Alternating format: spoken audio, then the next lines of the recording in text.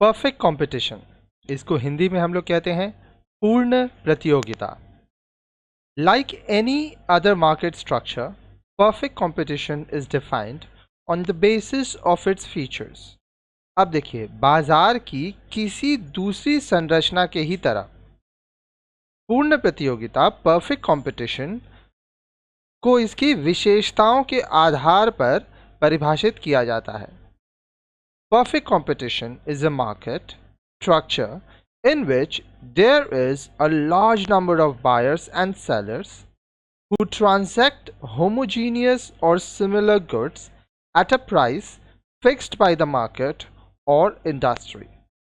ध्यान से समझिएगा, पूर्ण प्रतियोगिता परफेक्ट कंपटीशन एक ऐसा बाजार का रूप है जिसमें बायर सेलर, क्रेता और विक्रेता, क्रेता बायर को कहते हैं और विक्रेता सेलर को, बहुत सारे होते हैं, उनकी बहुत बड़ी संख्या होती है, बहुत सारे बायर्स होते हैं, बहुत सारे सेलर्स होते हैं, जो समरूप या एक जैसी वस्तुओं का उद्योग द्वारा निर्धारित कीमतों पर क्रय विक्रय करते हैं। अब देखिए, या तो एक जैसा प्रोडक्ट होगा, होमोजीनियस गुड्स या सिमिलर गुड्स होगा, और जो मार्केट बाजार है या इंडस्ट्री उद्योग, वो जो प्राइस निर्धारित किया गया है, जो मूल्य निर्धारित किया गया है, उसमें लेन देन होता है। Here industry is a group of firms producing similar goods. यहाँ उद्योग एक ऐसी फर्मों का समूह है जो एक समान वस्तुओं का उत्पादन करती हैं। आइए देखते हैं फीचर्स ऑफ परफेक्ट कंपटीशन। ठीक है, पूर्ण प्रतियोगिता की विशेषताएं क्या हैं, आइए पढ़ते हैं। Perfect competition is characterised by, पूर्ण प्रतियोगिता को निम्नलिखित विशेषताओं से हम लोग समझा सकते हैं। अब कैसे, आइए देखते हैं। Very large number of buyers and sellers, बहुत सारे क्रेता विक्रेता, परचेजर बायर, सेलर बेचने वाले, इनकी संख्या बहुत ज़्यादा होती है। In a perfectly competitive market there is a very large number of buyers and sellers. एक पूर्ण प्रतियोगी बाजार में बहुत सारे क्रेता और विक्रेता, बायर और सेलर होते हैं, उनकी संख्या बहुत ज़्यादा होती है। For example, for instance, if a single seller tries to raise the price, there is a large number of other sellers selling identical product at a lower price. Therefore, the demand for this particular firm decreases, forcing it to come in line again with the industry determined price. अब देखिए, उदाहरण यहाँ पे दिया गया है। उदाहरण के लिए, यदि कोई अकेली फर्म कीमत में वृद्धि करती है, वो दाम बढ़ाने का प्रयास करती है, तो दूसरी फर्मों को एक बड़ी संख्या उसी प्रकार के वस्तुओं कम कीमत में बेच रही होती है। इसलिए इस विशेष फर्म की मांग घट जाती है, जो उसे पुनः उद्योग द्वारा निर्धारित कीमत पर वस्तु को बेचने के लिए विवश कर देती है। अब देखिए, समझिएगा, मान लीजिए बाजार में ए, बी, सी तीन जन है जो सामान बेच रहे हैं। ठीक है, अब मान लीजिए ये क्या बेच रहे हैं, ये बेच रहे हैं आपका बैट। ठीक है, हम लोग क्रिकेट खेलते हैं जो, वो बैट। अब मान लीजिए ये बैट, मार्केट में इस बैट का प्राइस है 100 रुपया। ठीक है, तीनों जन बोले हैं कि 100 रुपये में बेचेंगे। अब ए चाहता है कि हम 100 रुपये में नहीं, 120 में बेचेंगे, हम दाम बढ़ा के बेचेंगे, लेकिन बी और सी 100 रुपये में बेच रहे हैं। तो जब भी कोई कस्टमर जाएगा तो ऑब्वियसली वो कम दाम वाला प्रोडक्ट लेगा। ठीक है, क्योंकि क्वालिटी तो सेम है। तो इस केस में जो ए है, वो जब कोशिश कर रहा है टू रेज द प्राइस, वो प्राइस बढ़ाना चाहता है, लेकिन दूसरे जो सेलर्स हैं वो लोअर प्राइस में सामान बेच रहे हैं, तो ए को अपना सामान का दाम कम करना होगा, नहीं तो लोग ए से प्रोडक्ट नहीं खरीदेंगे। ठीक है, आगे देखिए। फिर आता है आपका होमोजीनियस प्रोडक्ट। होमोजीनियस प्रोडक्ट का मतलब क्या हुआ, समरूप वस्तुएं। The products offered by different firms are homogeneous in every respect, so that the buyer does not have any basis to prefer the goods of one seller over the goods of another seller.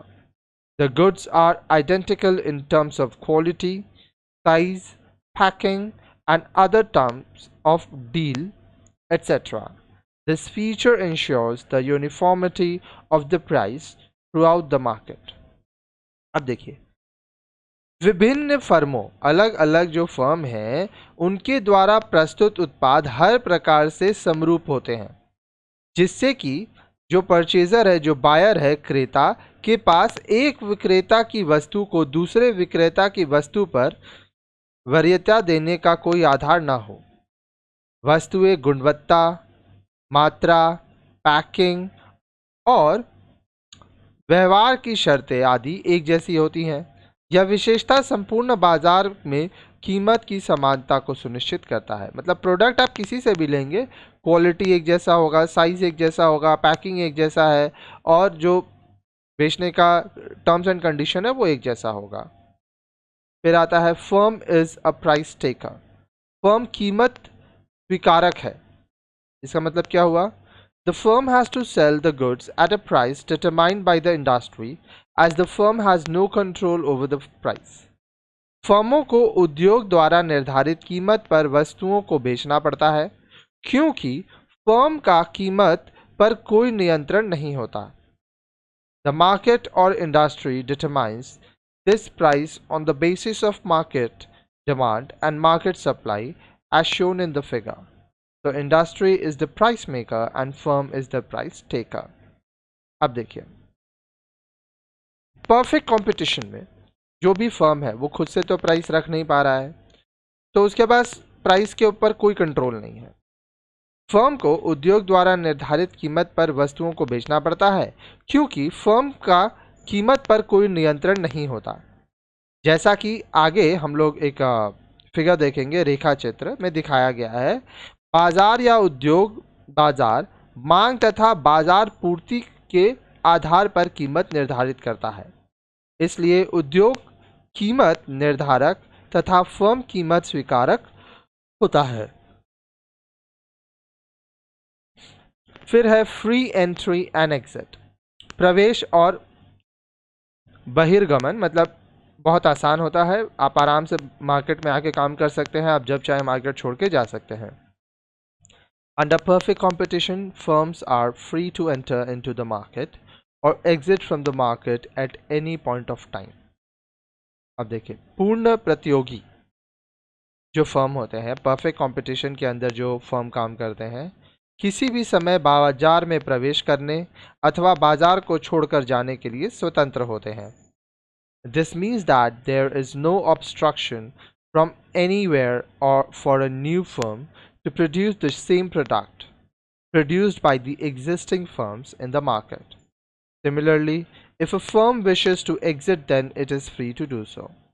इसका मतलब यह है कि नई फर्मों को कहीं से भी ऐसी वस्तु का उत्पादन करने में कोई रुकावट नहीं होती जो बाजार में स्थित फर्मों द्वारा उत्पादित की जा रही है।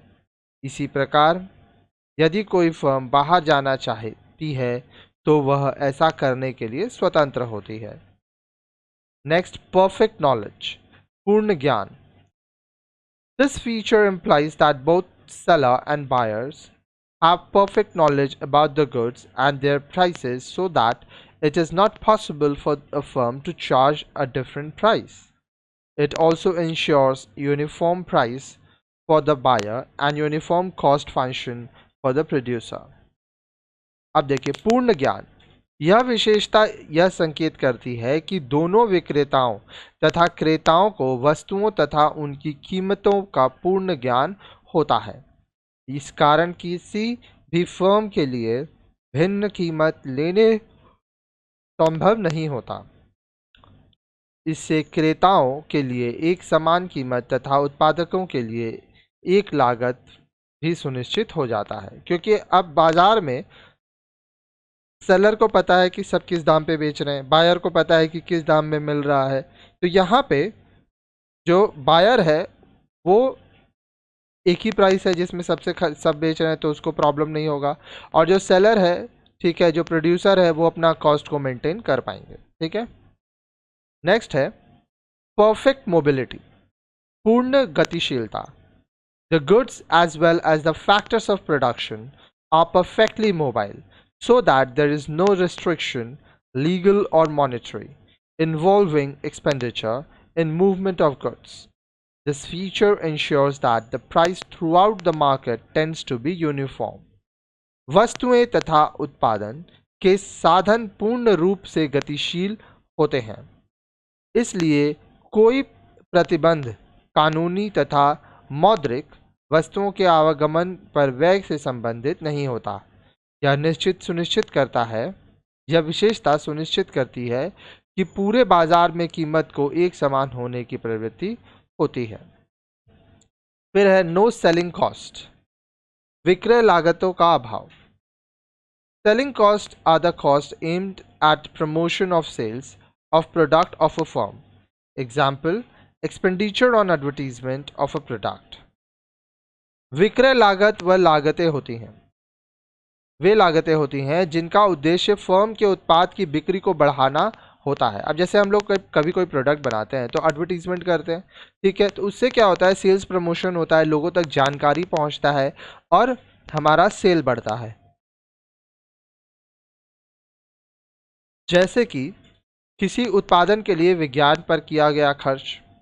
In perfect competition, there is no need to incur selling costs because of assumption of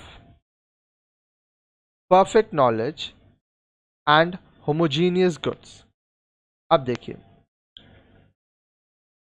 जहां पर हम लोग पूर्ण ज्ञान की बात कर रहे हैं, ठीक है, परफेक्ट कंपटीशन में क्या होता है, क्योंकि पूर्ण ज्ञान तथा समरूप वस्तुओं की मान्यता के कारण पूर्ण प्रतियोगिता में विक्रय लागत पर खर्च की आवश्यकता नहीं होती।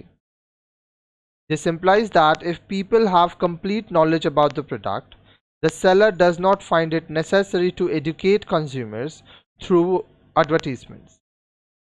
अब देखिए, इसका अर्थ यह है कि यदि लोगों को उत्पाद के विषय में पूर्ण ज्ञान है तो विक्रेता के लिए विज्ञान के माध्यम से उपभोक्ताओं को शिक्षित करने की आवश्यकता नहीं होती। Similarly, when goods are homogeneous, there is no basis on which the seller can claim superiority of his products over the products of its rivals. इसी प्रकार जब वस्तुएं एक जैसी हैं, समरूप हैं, होमोजीनियस होती हैं, तो कोई ऐसा आधार नहीं होता कि विक्रेता अपनी वस्तु को अपने प्रतियोगियों की वस्तु से श्रेष्ठ बना सके।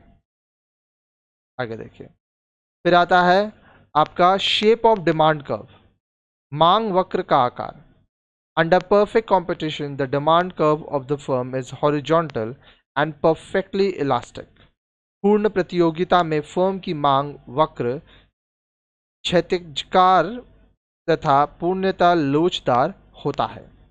It means that the firm can sell any amount of product at the price determined by the industry, but the firm can not vary the price. इसका अर्थ यह हुआ कि फर्म उद्योग द्वारा निर्धारित कीमत पर उत्पाद की कितनी भी मात्रा बेच सकता है, किंतु फर्म कीमत को परिवर्तन नहीं कर सकता।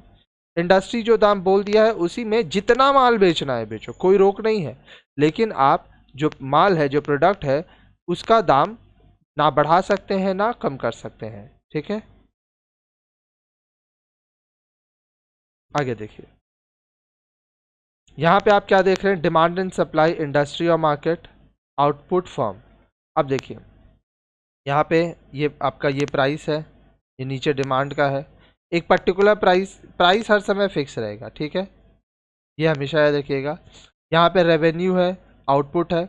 अब एक पर्टिकुलर प्राइस पे आप प्रोडक्ट को बेच रहे हैं, तो जितना आप प्रोडक्ट ज़्यादा बेचेंगे उतना आपका प्रॉफिट होगा, और जितना कम बेचेंगे उतना आपका लॉस भी हो सकता है या प्रॉफिट कम भी हो सकता है, ठीक है। यहाँ पे क्या लिखा है, AR equal to MR equal to D, ठीक है। जो आपका एवरेज रेवेन्यू है, जो मार्जिनल रेवेन्यू है, वो D है, ठीक है। जितना प्रोडक्ट आप बेच सकेंगे उस पर आपका डिपेंड करेगा मार्जिन। तो ये सारी विशेषताएं होती हैं परफेक्ट कंपटीशन की, ठीक है।